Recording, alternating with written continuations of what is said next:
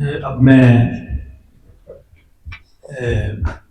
ایک ایسی شخصیت کو دعوت دینا چاہتا ہوں کہ جنہیں اردو ادب سے بہت لگاؤ ہے.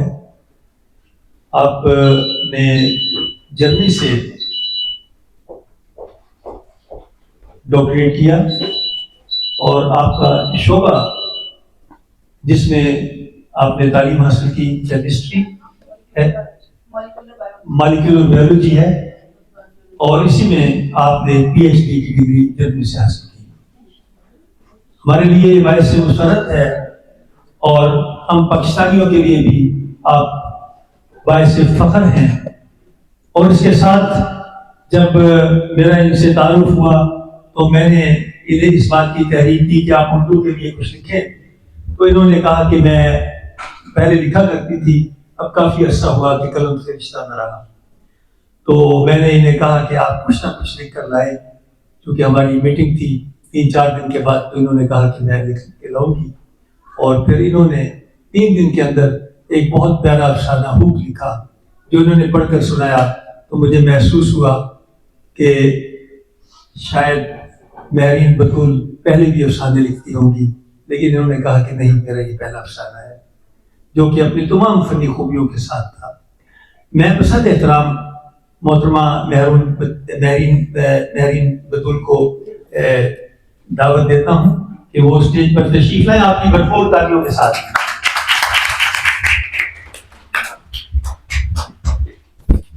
بہت شکریہ، بہت زیادہ تعریف کر دی آپ نے. بہت بہت شکریہ آپ کی، بہت لیکن جو آج کی ہماری خصوصیت ہے جس کے لیے ہم سب یہاں پر جمع ہوئے ہیں وہ جناب فہمیدہ مسرت ہیں، اور انہیں کی نظریے چند الفاظ ہیں جو میں کرنا چاہوں گی. تو آغاز کرتے ہیں انہیں کے ایک شعر سے. مجھ سے الجھی ہے صدا کاکلے پہ چاں کی طرح، مجھ سے الجھی ہے صدا کاکلے پہ چاں کی طرح، گرچہ اے زیست کئی بار سنوارا ہے تجھے. تمام حاضرین حفیظ کو السلام علیکم. آج ہم سب جرمنی میں مقیم اردو زبان میں خوبصورت شاعری کرنے والی شاعرہ محترمہ فہمیدہ مسرت کے شعری مجموعے کی رونمائی کی خاطر جمع ہوئے ہیں. یوں تو صاحب کتاب ہونا انتہائی اعزاز کا مقام ہے. شاعری جیسی خوبصورت صنف ادب میں یہ معرکہ اور بھی قابل قدر ہے. ایسے موقع پر خوبصورت تقریب، اجتماع اور مبارکباد واقعتاً جچتے ہیں، مگر یہ معاملہ از حد گراں قدر اور بے حد خاص ہو جاتا ہے جب یہ مرحلہ وطن اور زبان سے دور پردیس میں سر انجام دیا جائے. اور یہ تبھی ممکن ہے جب آپ اپنی زبان اور صنف ادب سے خاص شغف رکھتے ہیں. فہمیدہ صاحبہ کا ہی ایک شعر اس سلسلے میں عرض ہے. گرچہ دیار غیر میں گزری ہے زندگی، گرچہ دیار غیر میں گزری ہے زندگی، اردو زبان سے اپنی محبت نہیں گئی. شاعری دل والوں کا کام ہے. مشاہدے کی عادت، طبیعت کی حساسیت اور زبان پر قدرت کی بنا اس راہ پر قدم جمانا ذرا مشکل ہے، اور یہ سب کے بس کا روگ بھی نہیں.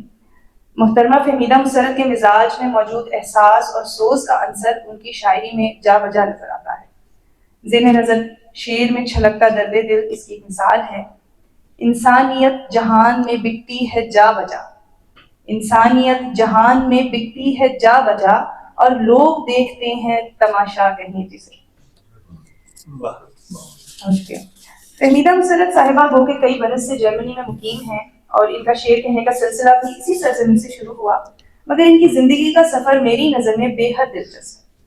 اور یہ سفر ان تمام عوامل سے بھرپور رہا جو ایک ادبی ذوق رکھنے والے انسان کے بڑھنے، سیکھنے اور ایک مقام تک پہنچنے کے لیے راہ ہموار کرتے ہیں.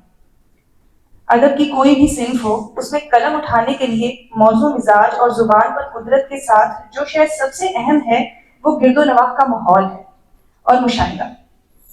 ایسا ماحول جو رنگ برنگی معاشرتی اور ثقافتی نیرنگی سے سجا ہو سب کو نصیب نہیں ہوتی، اور اگر قسمت سے مل جائے تو ضروری نہیں کہ دوسری جانب ان حالات سے رنگ و بو کشید کرنے والا صاحب ذوق بھی موجود ہو.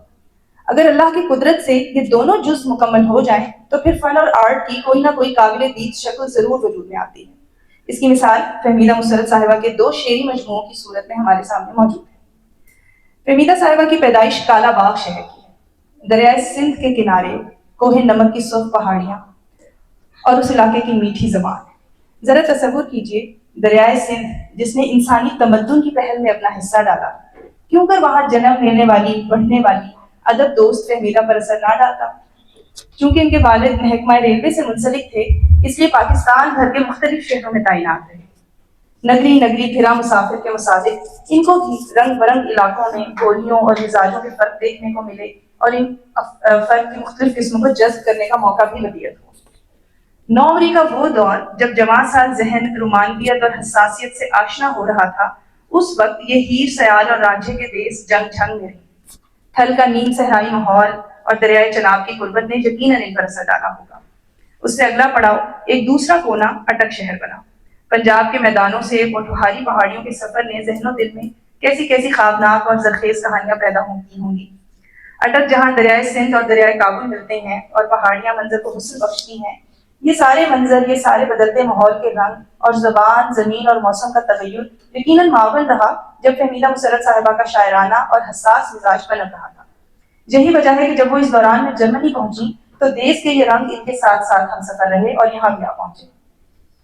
ان کے قلم سے نکلا شعر اس کا غماز ہے، عرض ہے: دیس کی دوری نے بخشا دل کو جب سوز و گداز، دیس کی دوری نے بخشا دل کو جب سوز و گداز، ہجرتوں کے درد سارے قافیوں میں آ گئے۔ ان کی شاعری میں دیس کی رنگ کی خوشبو اور رنگ واضح نظر آتے ہیں۔ فہمیدہ جی اردو زبان اور کلچر سے نسبت رکھنے والی مختلف تنظیموں سے باقاعدہ طور پر منسلک ہیں۔ اردو جرمن کلچر ایسوسی ایشن کی جانب سے فیض احمد فیض ایوارڈ اور فن شاعری کے اعتراف میں ایوارڈ آف آنر سے بھی نوازی جا چکی ہیں۔ ماشاءاللہ یورپ میں موجود ادبی حلقوں میں ایک جانا پہچانا نام ہے۔ امید ہے یہ سفر مزید آگے رواں رہے گا۔ دعا ہے کہ تخلیق کا یہ حسین سلسلہ کبھی زوال پذیر نہ ہو۔ یہ لکھتی رہیں اور سخن کی محفلیں اور سننے والوں کا ذوق سلامت رہے۔ ان کے لیے بہت سی دعاؤں اور مبارکبادی کے ساتھ اختتام پر انہی کی غزل کے چند اشعار میں عرض کرنا چاہوں گی۔ ڈبو کے خون جگر میں یہ انگلیاں میں نے، ڈبو کے خون جگر میں یہ انگلیاں میں نے، لکھا ہے گیت تبھی مرثیے سے ملتا ہے۔ ہزار پندو نصیحت سنے بیان سنے، ہزار پندو نصیحت سنے بیان سنے، یہ دل کہاں پہ کسی ضابطے سے ملتا ہے۔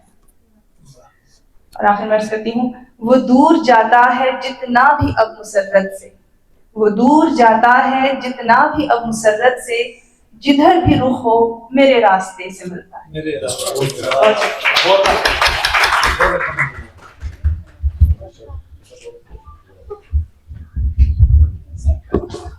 بہت عمدہ اظہار خیال، اور اظہار خیال میں بھی لفظوں کا خوبصورت چناؤ اور سلاست و بلاغت آپ کے اس مضمون میں پائی جاتی تھی۔